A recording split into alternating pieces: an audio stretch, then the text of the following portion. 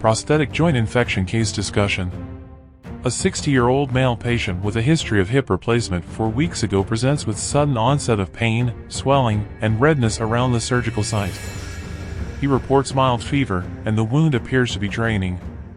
Laboratory findings show elevated CRP and ESR. Possible VIVA questions. What is the likely diagnosis in this case? The answer is acute prosthetic joint infection. The sudden onset of symptoms, pain, swelling, fever, and drainage, and the timing, for weeks post-surgery, suggest an acute infection. How would you diagnose this condition? The answer is, diagnosis is confirmed by joint aspiration, where synovial fluid analysis for elevated white blood cell, WBC, count and polymorphonuclear cells, PMNs, will help. Microbiological cultures of the fluid will identify the causative pathogen. Aspiration is critical to confirm the infection and identify the pathogen.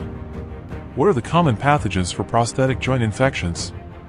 The answer is Staphylococcus aureus, Staphylococcus epidermidis, and coagulase-negative staphylococci. These are the most common pathogens associated with PJI, especially in the early stages.